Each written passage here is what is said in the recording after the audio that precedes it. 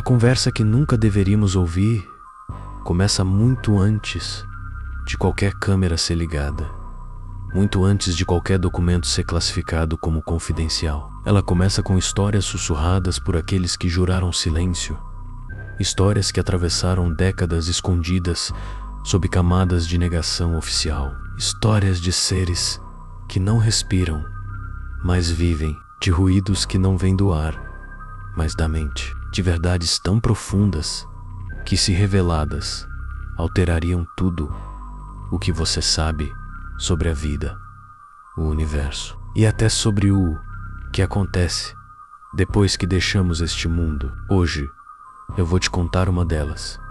Fique até o fim. E antes que essa história avance, lembre-se, você terá muita sorte se deixar o like e se inscrever antes que ela termine. Tudo começa com um nome que poucos conhecem, mas que circula apenas nas rodas mais restritas de pesquisadores independentes. Um homem que dedicou a vida inteira a conectar pontos que a maioria jamais enxergaria. Um homem que afirmava com absoluta convicção que a verdade nunca esteve nos discos voadores fotografados ao longe ou nas teorias espalhadas pela internet, mas sim no que foi dito em uma sala onde só 3 pessoas estiveram presentes e onde um deles não era humano. E é dessa conversa que você está prestes a ouvir. Mas para entender como chegamos ao diálogo mais proibido da história, precisamos voltar ao verão de 1947, a uma noite em que um evento silencioso no céu mudaria para sempre o rumo da humanidade. Os Estados Unidos ainda se recuperavam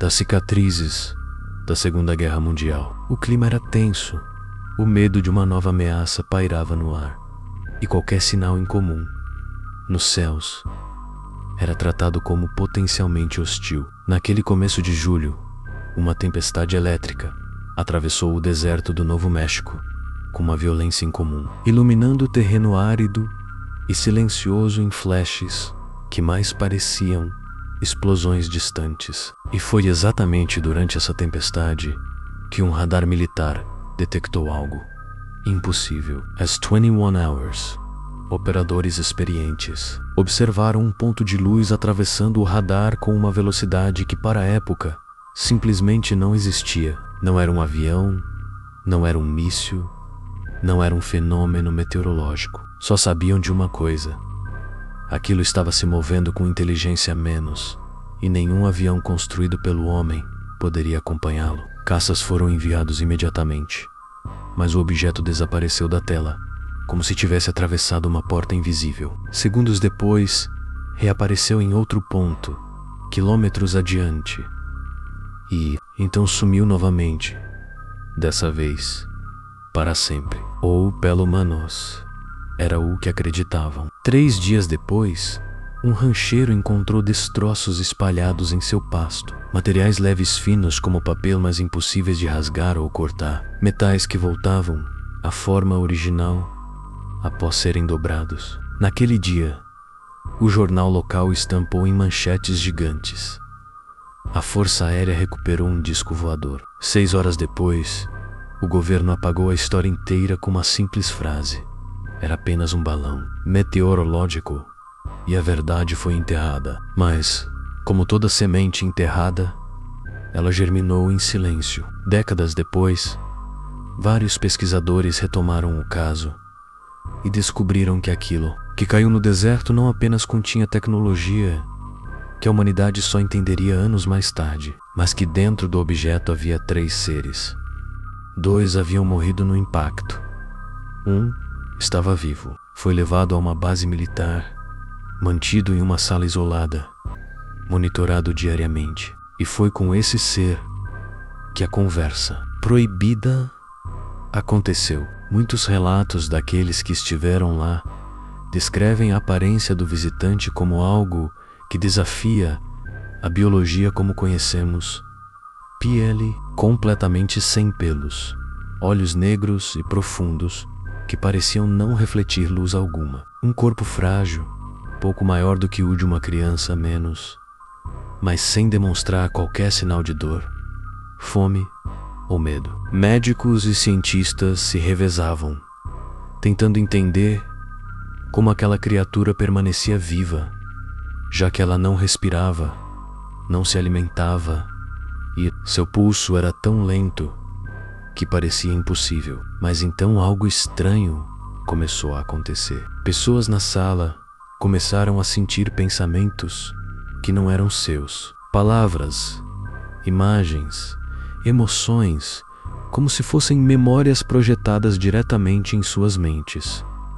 Inicialmente, acharam que era estresse, mas conforme mais e mais militares relatavam a mesma experiência, ficou claro: a criatura estava tentando se comunicar. E foi assim que, no começo de 1948, um grupo altamente selecionado se reuniu para o primeiro diálogo entre humanos e algo além da Terra.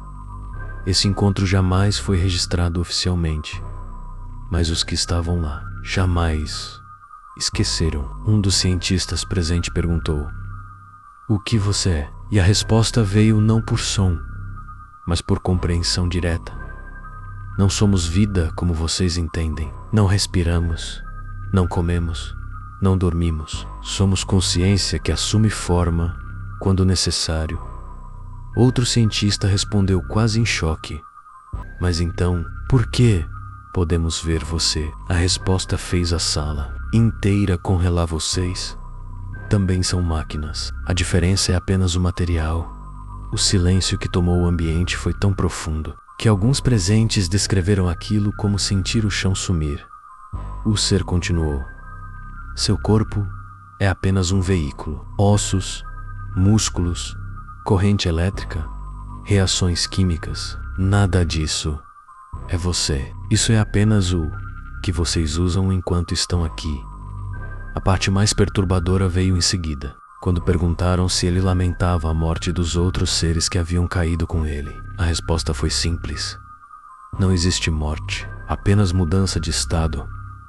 Os militares presentes não estavam diante apenas de uma espécie desconhecida. Estavam diante de uma filosofia, de uma compreensão da existência que tornava insignificante tudo o que haviam aprendido a respeito da vida, da mente e da própria identidade humana. Mas o que realmente transformou essa conversa em algo proibido veio na parte final. Quando perguntaram por que eles vieram à Terra, o ser transmitiu algo que anos depois ainda deixava cientistas em choque: "Nós sempre estivemos aqui. Vocês não são um experimento. Vocês são seres em transição. Este planeta é uma etapa."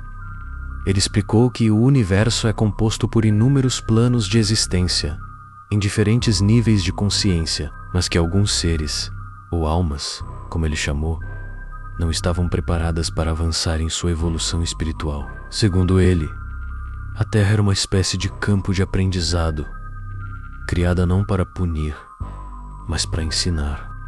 Aqui cada experiência menos amor, dor, medo, perda, coragem menos é projetada para moldar a consciência, não o corpo. E por isso o tempo aqui parece tão lento. Para eles, o tempo é uma energia. Aqui, ele se arrasta para que possamos aprender. Então veio o ponto mais sensível. Existe um selo ao redor deste planeta, um campo energético invisível que impede que consciências ainda não preparadas deixem este nível. Quando o selo enfraquecer, vocês começaram a ver o que antes era invisível. Anos depois, pesquisadores afirmaram que esse selo era uma metáfora. Outros acreditavam que se tratava de algo literal, uma barreira energética que a tecnologia atual simplesmente não consegue detectar.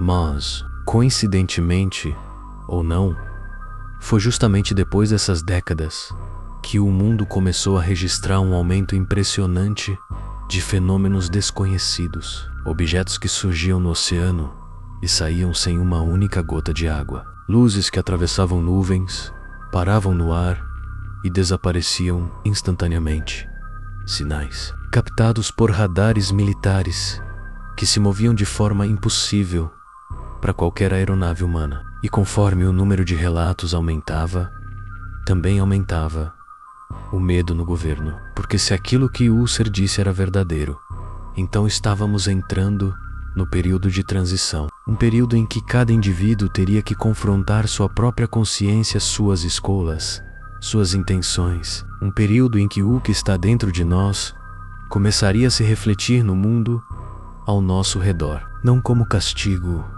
mas como parte de um ciclo do qual ninguém pode escapar. Se você chegou até aqui, provavelmente já percebeu que essa história está longe de ser apenas sobre extraterrestres. É sobre nós, sobre quem somos, sobre o que estamos nos tornando, sobre para onde estamos indo, depois que nosso corpo não acompanha mais a consciência. E talvez, só talvez, tudo aquilo que sempre imaginamos como sobrenatural não seja sobrenatural, seja apenas natural, em um nível que ainda não compreendemos. Agora me diga, você acredita que essa conversa aconteceu? Ou acha que tudo isso foi apagado porque ainda não estamos preparados para ouvir? Comenta aí embaixo o que você acha. E se você quer mais histórias como esta, sobre mistérios, segredos ocultos e acontecimentos que a ciência ainda não explica, se inscreva no canal, deixe o like e ative as notificações. Isso nos ajuda a continuar trazendo verdades que muitos ainda tentam esconder. Obrigado por ficar até o final e até o próximo mistério.